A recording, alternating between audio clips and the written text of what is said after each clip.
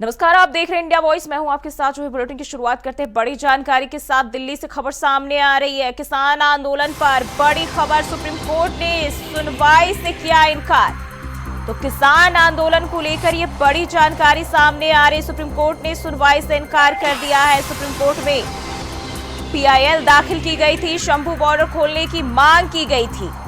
तो ये बड़ी जानकारी सामने आ रही है दिल्ली किसान आंदोलन को लेकर। पिछले कई दिनों से किसानों का आंदोलन जारी है। वहीं आज इसको लेकर सुप्रीम कोर्ट में सुनवाई होनी थी, जिस पर कोर्ट ने सुनवाई से इनकार कर दिया है। शंभू बॉर्डर खोलने की इजाजत नहीं दी है, अर्जी खारिज कर दी गई है। तो किसान आंदोलन को लेकर ये बड़ी जानकारी सामने आ रही है।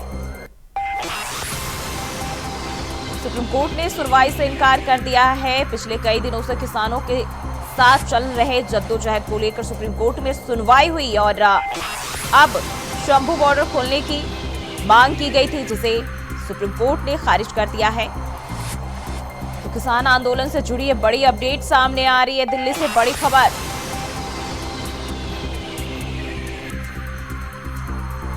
सुप्रीम कोर्ट में पीआईएल दाखिल की गई थी और किसानों की ओर से जो मांग की गई थी उसे सुप्रीम कोर्ट ने खारिज कर दिया है।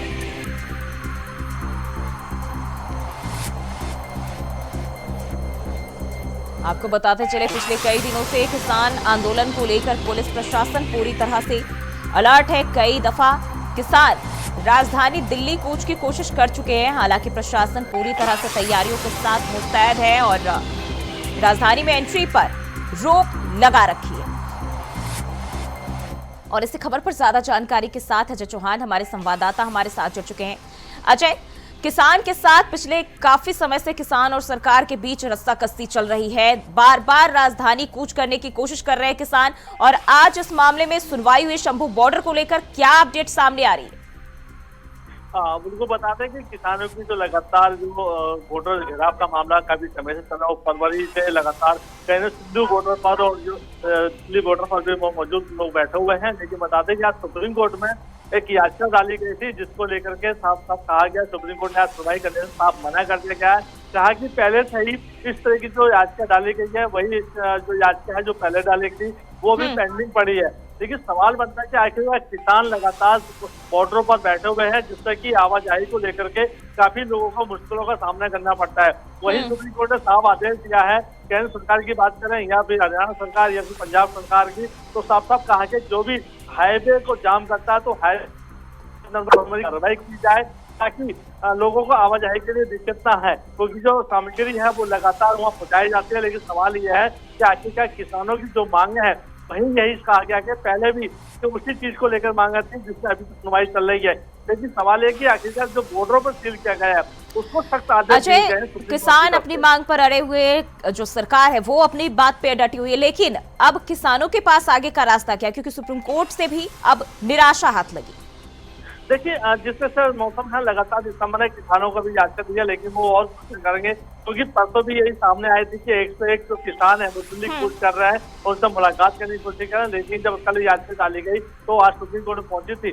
लेकिन अब ये देखना ही होगा किसानों को जिस तरह से याचिका सुनने से साफ साफ जज ने मना कर दिया है कि उसी बात को लेकर के आप दोबारा से पिटीशन डाले हैं, तो अब इसमें केंद्र सरकार क्या एक्शन लेता है, जो सरकार हरियाणा सरकार है वो क्या एक्शन लेती है, या पंजाब सरकार।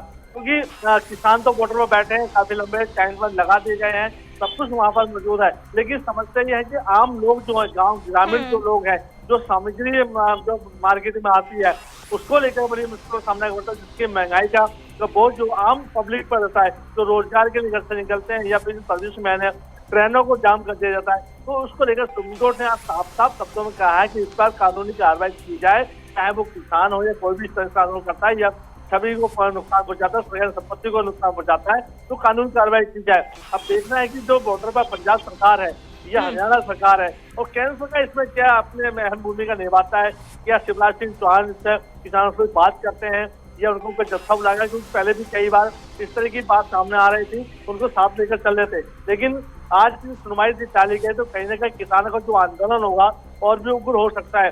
क्योंकि साफ साफ मना किया। आप देखना ये हो किसान अगला कदम क्या उठाएंगे इसके अंदर। बिल्कुल अजय, साफ तौर पर हम देख पा रहे हैं कि जब भी किसान दिल्ली कूच की कोशिश कर रहे हैं, पुलिस प्रशासन अपनी मुस्तैदी के साथ डटी हुई है, आंसू गैस के गोले दागे जा रहे हैं, और जो किसान है उन्हें पुलिस हिरासत में भी ले रही है।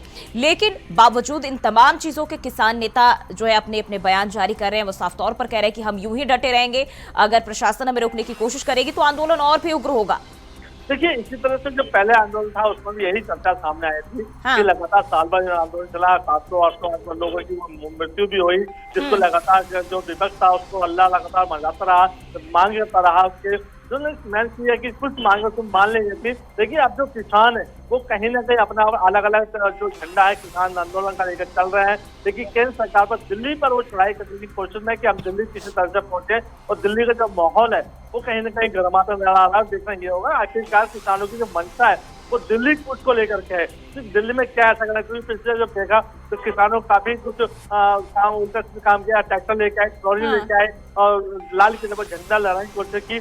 तो क्या इस बार क्या कुछ है, क्योंकि लगातार एजेंसियां भी इसमें अलर्ट है, वो भी जानकारी कर रही है, लेकिन सामने यही है कि किसानों की समस्याएं क्या कभी कोई खत्म हो पाएंगी नहीं हो पाएंगी। अब ये केंद्र सरकार को देखना होगा कि आखिरकार जो बिल्कुल अजय, अभी हम सरकार के रुख की बात करें, क्योंकि बातचीत तो कई दफा हुई है पहले भी, और जो बातचीत है वो बन नहीं पा रही है, क्योंकि किसान अपनी बात पर पूरी बात मनवाने पर डटे हुए, तो वहीं सरकार उन्हें कुछ चीजों पर सहमति दे रही है, हालांकि कुछ चीजों पर नहीं दे रही। लेकिन सरकार का अब अगला रुख क्या हो सकता है, क्योंकि किसान हार मानने को तैयार नहीं है।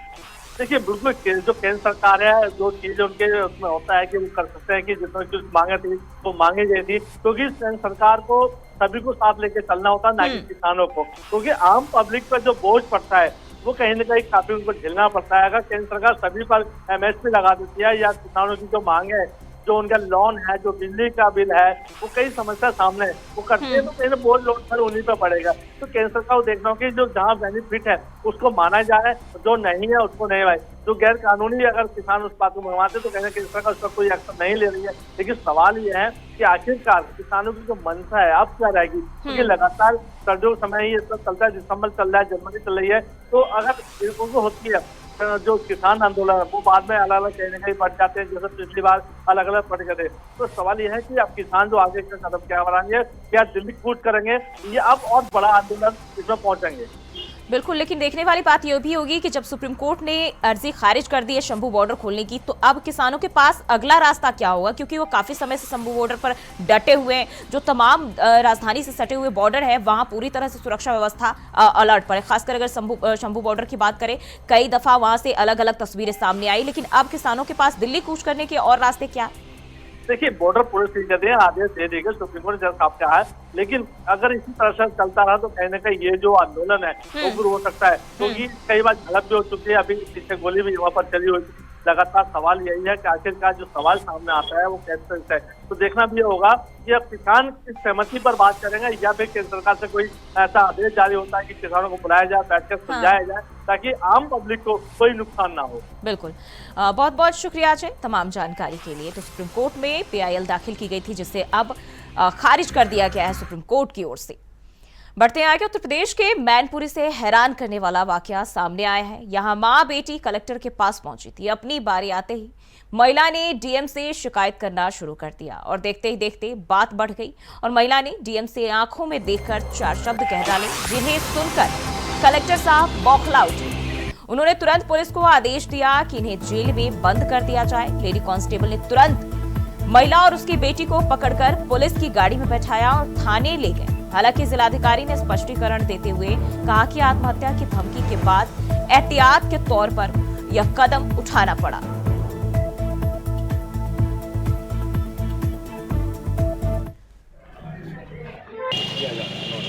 खुद जाकर समस्या देखी जाती है, और ये देखा जाता है कि उसका निशान सही हुआ कि स्पॉट हुआ। फिर भी मैं कहता हूँ कि भाई हम देखिए प्यार से आश्चर्य की बात ये है कि इतना भी सफेद झूठ फैलाया जा सकता है, ये तो बिल्कुल नैतिकता के परे है। मैं समझ पा रहा हूँ कुछ लोग ऐसा क्यों करते हैं, ये मीडिया क्या स्वार्थ है उनका। कृष्ण में संपूर्ण समाधान दिवस आयोजित था, और एक महिला जिसका नाम राधा देवी है, उसकी बेटी दिव्या आई, उनके प्रार्थना पत्र पर धैर्यपूर्वक सुना गया, उनकी शिकायत को और उसकी शिकायत के निस्तारण के लिए तत्काल कार्रवाई करनी शुरू की गई। इसी बीच मुझे लगता है कि किसी के बहकावे में आकर वो उसकी बेटी दिव्या, महिला की बेटी दिव्या, जिसकी उम्र 22 साल या 23 साल रही होगी, उसने आत्महत्या करने की धमकी देनी शुरू की और उसको बार बार शांत करने का प्रयास किया गया, उसको समझाने का प्रयास किया गया, लेकिन वो आत्महत्या की जिद पर अड़ी रही और कई बार उसने आत्महत्या की धमकी दी। तो इस आशंका को ध्यान में रखते हुए कि कहीं वो आत्मघाती कदम उठा न ले, पुलिस को बुलाकर उसको पुलिस की निगरानी में 2-3 घंटे के लिए रखा गया। जब उसका भाव शांत हो गया तो वो क्षमा मांगने लगी और उसको मुचलके पे रिहा कर दिया गया। अब इतनी सामान्य सी बात, लॉ एंड ऑर्डर मेंटेन करने के लिए, उसके प्राणों की रक्षा के लिए जो उपयुक्त कदम उठाया गया, उसको इतना झूठ कह के प्रचारित किया जा रहा है और ये कहा जा रहा है कि उसको जेल भेज दिया गया। किसका स्वार्थ है इसके पीछे, कौन कर रहा है, ये मेरा विषय नहीं है, लेकिन मैं ये बताना चाहता हूँ कि उस महिला और उस बेटी की शिकायत पर त्वरित कार्रवाई की जा रही है। आज भी राजस्व टीम मौके पे है, वो महिला भी अपने घर पे है, कल से ही अपने घर पर है। मात्र 2-3 घंटे के लिए उस पर निगरानी रखी गई थी ताकि वो कोई ऐसे आत्मघाती कदम ना उठा ले। अब इसको ये झूठ प्रचारित कराया जा रहा है कि महिला को जेल भेज दिया गया, ये बिल्कुल गलत है। सभी की समस्या का समाधान, कोई भी शिकायत आती है तो उसका पूरी राधा देवी एक आई थी संपूर्ण समाधान दिवस में, उनकी बात कर रहे हैं। मैंने भी देखा सोशल मीडिया और कुछ समाचार चैनलों के माध्यम से ये झूठ फैलाया जा रहा है कि उसको जेल भेज दिया गया और तमाम बातें कही जा रही हैं। अब मुझे नहीं पता है कि किस निहित स्वार्थवश ऐसी बातें कही जा रही हैं, क्योंकि वास्तविकता ये है कि वो महिला और उसकी एक बेटी, उम्र तकरीबन 20-22 साल रही होगी, वो आई थी और उनकी समस्या पर धैर्यपूर्वक सुनवाई की गई, आदेश किया गया और टीम गठित की जा रही थी उनकी समस्या को देखने के लिए। इसी बीच उसकी बेटी, जिसकी उम्र कम थी, उसने आत्महत्या की धमकी देना शुरू किया और उसको बार बार समझाया गया तो काफ़ी आवेशित हो रही थी कि अभी आत्महत्या कर लूँगी। तो उसकी जीवन रक्षा के लिए सिर्फ उसको पुलिस की निगरानी में भेजा गया कि कहीं ऐसा आत्मघाती कदम न उठा ले, और कोई भी अगर ऐसी धमकी देगा तो जो भी आवश्यक कदम होगा वो प्रशासन उठाएगा। तो जो आवश्यक समझा गया उसकी जीवन रक्षा के लिए वो उठाया गया, उसको पुलिस कस्टडी में रखा गया कुछ समय के लिए। जब उसका आवेश शांत हो गया, वो क्षमा मांगने लगी कि मुझसे गलती हो गई, अब मैं ऐसा कुछ नहीं करूंगी, तो उसको मुचलका छोड़ दिया गया। ये बहुत सामान्य सी बात थी और उसकी जीवन रक्षा करना बहुत ही आवश्यक था। और आपने देखा होगा पिछले कुछ दिनों कुछ लोगों के बहकावे में आकर, कुछ के उकसाने पे आकर ऐसी घटनाएं हुई हैं। तो अब गुड फेथ में उसकी जीवन की रक्षा के लिए जो भी सबसे उपयुक्त कदम था वो उठाया गया और उसको छोड़ दिया गया। वो घर पर है, उसकी समस्या का निराकरण भी हो रहा है। पता नहीं कहाँ से ये झूठ चल निकला और लोग ये झूठ फैलाने लगे, दुष्प्रचार करने लगे कि उसको जेल भेज दिया गया। ऐसा कुछ भी नहीं। और इसी खबर पर ज्यादा जानकारी के साथ मुकेश कुमार हमारे संवाददाता हमारे साथ जुड़ चुके हैं। मुकेश, क्या कुछ है ये पूरा मामला? जो मैनपुरी के डीएम है वो चर्चा में आ गए हैं, माँ बेटी के साथ यहाँ क्या गुफ्तगू हुई थी जिसके चलते उन्हें जेल में डाल दिया गया? जूही जी, मैं आपको बता दूं, मैनपुरी के किसनी तहसील पड़ती है, वहां समाधान दिवस में राधा देवी अपनी बेटी दिव्या के साथ शिकायत करने पहुंचे थे। लगातार 2018 से उनकी जमीन जो 1.5 बीघा है उस पर उन पड़ोस के लोगों ने, गांव के लोगों ने अवैध रूप से कब्जा कर रखा है, जिसकी कच्ची पैमाइश तो हो गई है। उसके लिए उन्होंने 2019 में पक्की पैमाइश के लिए आवेदन किया। उसके बाद से कोई अधिकारी, न लेखपाल, कोई भी जमीन पर मौके पर नहीं गया। इसके बाद समाधान दिवस में जब वो शिकायत करने पहुंची राधा देवी अपनी बेटी दिव्या के साथ, इसके बाद उसको लगा कि लगातार इतने सालों से जब वो चक्कर लगा रही हैं कोई सुनने वाला नहीं है। जब वो जिलाधिकारी अंजनी कुमार के सामने पहुंची तो उन्होंने अपना पक्ष रखा और तेज आवाज में बात करने लगी, जिसके लिए जिलाधिकारी अंजनी कुमार सिंह ने उनको शांत कराया और कहा है कि आपकी शिकायत संज्ञान में ली जा रही है और उस पर तत्काल निस्तार कराया जाएगा। मगर कुछ देर बाद उसने आत्मदाह करने की बात कह दी। के बाद जिलाधिकारी अंजनी कुमार सिंह ने सुरक्षा की दृष्टि देखते हुए, जीवन रक्षा की देखते हुए उसकी माँ बेटी दोनों को थाने पर भिजवा दिया। 2-3 घंटे बैठने के बाद उनका वहां से उनको घर भेज दिया गया है और दूसरे दिन जब कल के दिन ही वहां पैमाइश को टीम गई थी, पूरी नाप तोल हो गई है और जल्द महिला को न्याय दिलाने की बात कही। बिल्कुल, जिस तरीके से आपने बताया न्याय के लिए वो पहुंची, लेकिन वहां बात बढ़ गई और इसी की वजह से इस तरह के जो कदम है पुलिस की ओर से उठाए गए हैं। लेकिन वहीं एक तरफ जहां ये दिखाया जा रहा है कि यहाँ पुलिस की ओर से इस तरह के एक्शन लिए गए, वहीं दूसरी तरफ अगर हम पुलिस की माने, डीएम की माने, तो वो साफ तौर पर कह रहे हैं कि हमने उनकी सुरक्षा के लिए ही इस तरह के कदम उठाए। जूही जी, अभी कुछ दिन पहले ही यहाँ पुलिस अधीक्षक कार्यालय पर ज्वलनशील पदार्थ डाल दिया गया था, जिससे उनके जिलाधिकारी इंजीनियर कुमार ने उसका हवाला भी दिया है। उन्होंने कहा है कि इस तरीके की घटना बिल्कुल भी ना हो, क्योंकि लोग आत्मदाह करने की बात जब उनके डायरेक्टली सामने कह रहे हैं तो कहीं अगर हो गई, क्योंकि सार्वजनिक स्थान पर शिकायत करने पहुंची थी माँ बेटी, उनकी सुरक्षा भी उनको पहली प्राथमिकता में रखा गया है। और रही बात उनकी जो जमीनी विवाद है, उसका पूरा निस्तारण करने का आश्वासन दे दिया है माँ बेटी को। अगर हम पीड़िता की बात करते हैं, पीड़िता का क्या कोई रिएक्शन सामने आया है, क्या कुछ कहा है उन्होंने इसको लेकर? पीड़िता दिव्या ने एक वीडियो वायरल किया है। हाँ। जो उसमें वो कह रही है कि मुझे न्याय नहीं मिल रहा था, इसलिए हम लोग लगातार 2018 से चक्कर लगा रहे हैं। अब जिलाधिकारी इंजीनियर कुमार सिंह द्वारा जो उनको पुलिस थाने पर भिजवा दिया गया, इससे वो आहत हो गई हैं। उन्होंने कहा है कि अगर न्याय नहीं मिला तो हम लगातार अधिकारियों के पास फिर जाएंगे, और नहीं होगा तो मुख्यमंत्री तक भी जाएंगे। बिल्कुल, यानी कि अब देखना होगा कि वाकई में न्याय उन्हें मिल पाता है या फिर इस तरह के जो मामले पहले सामने आते रहे वो दोहराएगा, और पुलिस प्रशासन इस पर क्या कुछ करती है, देखना होगा। बहुत बहुत शुक्रिया आपका तमाम जानकारी के लिए। तो कलेक्टर के पास माँ और बेटी पहुंची थी और डीएम से शिकायत करने अपनी समस्याओं को लेकर, और इसी को लेकर जो है पुलिस की ओर से उन्हें हिरासत में लिया गया है। हालांकि पुलिस का कहना है कि आत्महत्या की हिदायत दी जा रही थी और इसी के लिए जो है ये कदम उठाए गए हैं। राधा देवी एक आई थी संपूर्ण समाधान दिवस में, उनकी बात कर रहे हैं। मैंने भी देखा सोशल मीडिया और कुछ समाचार चैनलों के माध्यम से ये झूठ फैलाया जा रहा है कि उसको जेल भेज दिया गया और तमाम बातें कही जा रही हैं। अब मुझे नहीं पता है कि किस निहित स्वार्थ से ऐसी बातें कही जा रही हैं, क्योंकि वास्तविकता ये है कि वो महिला और उसकी एक बेटी, उम्र तकरीबन 20-22 साल रही होगी, वो आई थी और उनकी समस्या पर धैर्यपूर्वक सुनवाई की गई, आदेश किया गया और टीम गठित की जा रही थी उनकी समस्या को देखने के लिए। इसी बीच उसकी बेटी, जिसकी उम्र कम थी, उसने आत्महत्या की धमकी देना शुरू किया और उसको बार बार समझाया गया तो काफ़ी आवेशित हो रही थी कि अभी आत्महत्या कर लूँगी। तो उसकी जीवन रक्षा के लिए सिर्फ उसको पुलिस की निगरानी में भेजा गया कि कहीं ऐसा आत्मघाती कदम न उठा ले, और कोई भी अगर ऐसी धमकी देगा तो जो भी आवश्यक कदम होगा वो प्रशासन उठाएगा। तो जो आवश्यक समझा गया उसकी जीवन रक्षा के लिए वो उठाया गया, उसको पुलिस कस्टडी में रखा गया कुछ समय के लिए। जब उसका आवेश शांत हो गया, वो क्षमा मांगने लगी कि मुझसे गलती हो गई, अब मैं ऐसा कुछ नहीं करूंगी, तो उसको मुचलका भी छोड़ दिया गया। ये बहुत सामान्य सी बात थी और उसकी जीवन रक्षा करना बहुत ही आवश्यक था। और आपने देखा होगा पिछले कुछ दिनों कुछ लोगों के बहकावे में आकर, कुछ के उकसाने पे आकर ऐसी घटनाएं हुई हैं। तो अब गुड फेथ में उसकी जीवन की रक्षा के लिए जो भी सबसे उपयुक्त कदम था वो उठाया गया और उसको छोड़ दिया गया। वो घर पर है, उसकी समस्या का निराकरण भी हो रहा है। पता नहीं कहाँ से ये झूठ चल निकला और लोग ये झूठ फैलाने लगे, दुष्प्रचार करने लगे कि उसको जेल भेज दिया गया।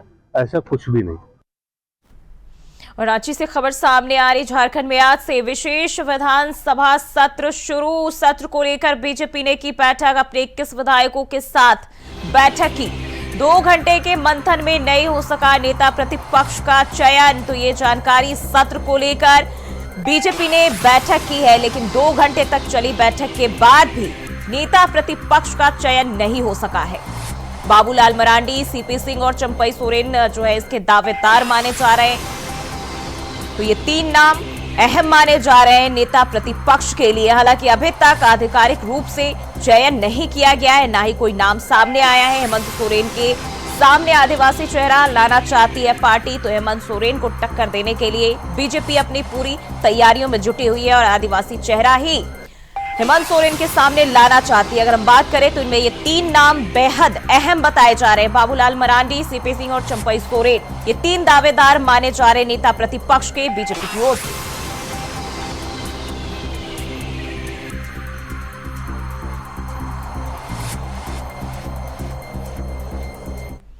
बढ़ते आगे, लखनऊ से खबर सामने आ रही। सपा अध्यक्ष अखिलेश यादव ने एक्स पर लिखा, भाजपाइयों को ईमान की रोटी नहीं पचती है। तो एक बार फिर सपा अध्यक्ष अखिलेश यादव ने एक्स पर पोस्ट कर बीजेपी पर निशाना साधा है, जिसमें ट्वीट कर उन्होंने कहा है कि भाजपाइयों को ईमान की रोटी नहीं पचती, मजबूर बेबस लोग शोषण उत्पीड़न का शिकार हो रहे हैं। यानी कि बीजेपी के राज में लोग जो है शोषण का शिकार हो रहे हैं। भाजपा गरीबों मेहनत कशों को हटा रही है। बनारसी गुजराती कहे आज का नहीं चाहिए भाजपा, तो ये नारा भी उन्होंने दिया है। बनारसी गुजराती कहे आज का नहीं चाहिए भाजपा, यानी कि बनारस और गुजरात जो कि बीजेपी के लिए बेहद अहम माने जाते हैं, इन दोनों को भी, दोनों राज्यों को निशाने पर लिया। उन्होंने कहा है कि आज के बनारसी और गुजराती कह रहे हैं कि बीजेपी अब नहीं चाहिए। तो ये ट्वीट कर अखिलेश यादव ने हमला बोला है भाजपा पर। उन्होंने कहा है भाजपाइयों को ईमान की रोटी नहीं हजम होती है। बढ़ते आगे, rising Rajasthan global investment summit में प्रधानमंत्री नरेंद्र मोदी ने कहा कि राजस्थान की विकास यात्रा में आज एक और अहम दिन है। देश और दुनिया से बड़ी संख्या में प्रतिनिधि और निवेशक यहां पधारे हैं। यहां उद्योग जगत के भी अनेक साथी मौजूद हैं। साथियों, आज दुनिया का हर एक्सपर्ट, हर इन्वेस्टर भारत को लेकर बहुत ही उत्साहित है। रिफॉर्म, परफॉर्म, ट्रांसफॉर्म के मंत्र पर चलते हुए भारत ने जो विकास किया है वो हर क्षेत्र में नजर आता है। आजादी के बाद के 7 दशक में भारत दुनिया की 11वीं सबसे बड़ी इकोनॉमी बन पाया था। उसके सामने पिछले 10 वर्ष में भारत 10th लार्जेस्ट इकोनॉमी से 5th लार्जेस्ट इकोनॉमी बना है। बीते 10 वर्षों में भारत ने अपनी इकोनॉमी की साइज करीब करीब डबल किया है। बीते 10 वर्षों में भारत का एक्सपोर्ट भी करीब करीब डबल हो गया है। 2014 से पहले के दशक की तुलना में बीते दशक में एफडीआई भी 2 गुना से अधिक हुआ है। राजस्थान की विकास यात्रा में आज एक और अहम दिन है। देश और दुनिया से बड़ी संख्या में डेलीगेट्स, इन्वेस्टर्स यहां पिंक सिटी में पधारे हैं। यहां उद्योग जगत के भी अनेक साथी मौजूद हैं। राइजिंग राजस्थान समिट में आप सभी का अभिनंदन है। मैं राजस्थान की बीजेपी सरकार को इस शानदार आयोजन के लिए बधाई दूंगा। और लखनऊ के काकोरी इलाके में स्थित एक मदरसे की छात्रा ने शिक्षक पर गंभीर आरोप लगाया है। छात्रा का आरोप है कि पाठ न सुना पाने की वजह से नाराज शिक्षक ने उसे बेरहमी से पीटा। इतना ही नहीं, बाल पकड़कर छात्रा का सिर मेज से लड़ा दिया और उसके कपड़े भी उतार दिए। छात्रा की इस हालत को देख पिता ने काकोरी पुलिस को तहरीर दी है। हालांकि पुलिस ने इस मामले में अभी तक कोई एफआईआर दर्ज नहीं की है। पुलिस की तरफ से मामले की जांच की जा रही है।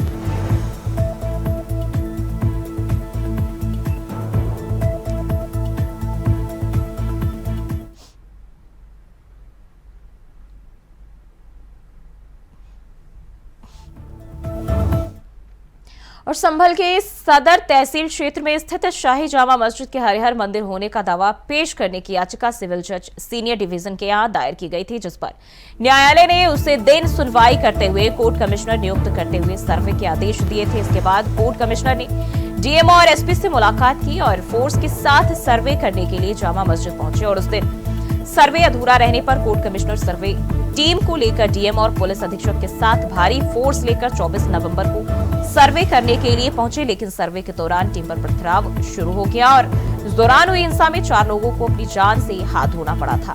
29 नवंबर को कोर्ट कमिश्नर को सर्वे की रिपोर्ट न्यायालय में पेश करनी थी, लेकिन रिपोर्ट पूरा न हो पाने के कारण न्यायालय से उन्होंने 10 दिन के समय की मांग की, जिसे न्यायालय ने स्वीकार करते हुए 10 दिन का वक्त दे दिया था। अब कल यानी 9 दिसंबर को सर्वे की रिपोर्ट न्यायालय में पेश करनी है, लेकिन कोर्ट कमिश्नर रमेश राघव ने बताया कि सर्वे रिपोर्ट अभी पूरी तरह से तैयार नहीं है और उनका स्वास्थ्य भी ठीक नहीं है। यदि रात में रिपोर्ट पूरी हो जाती है तो वह कल न्यायालय में रिपोर्ट पेश कर देंगे।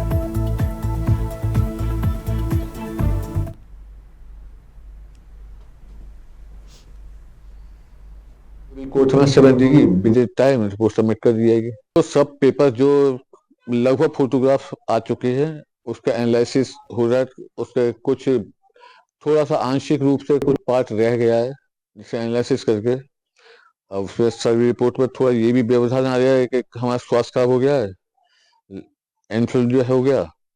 अब अगर पॉसिबल हुआ तो फाइनल स्टेज पे रिपोर्ट है, अब कल सबमिट कर भी सकते हैं अगर स्वास्थ्य सही रहा तब, अगर स्वास्थ्य सही नहीं रहता। और जौनपुर के एक गांव में मुसलमान अब अपने पूर्वजों की तलाश में जुट गए हैं। कुछ मुस्लिम परिवार के लोगों ने अपने पूर्वजों के हिंदू होने का दावा करते हुए अपने नाम के आगे दुबे तिवारी सरनेम लगाना शुरू कर दिया है। इतना ही नहीं, यहाँ के मुस्लिम अब गायों की सेवा करना भी शुरू कर चुके हैं। डेरी गांव में ऐसे कई घर हैं जहाँ के मुस्लिम लोग अपने नाम के आगे दुबे तिवारी जैसे टाइटल लगाने लगे हैं और गायों की सेवा करने लगे हैं। अब सवाल ये उठता है कि अचानक इन लोगों को ऐसी क्या जरूरत आ गई। जब से मैं विशाल भारत संस्थान से जुड़ा और गुरु जी के विचारों को सुना तो हमें ये लगा कि देश के अंदर अगर अपनी जड़ों का मूल नाम लिखा जाए तो आधी नफरत तो यूं ही खत्म हो जाएगी।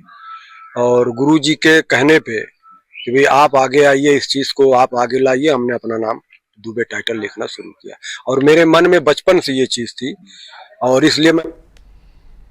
और फिलहाल के लिए इस बुलेटिन में बस इतना ही। खबरों के लिए बने रहिए इंडिया वॉइस के साथ।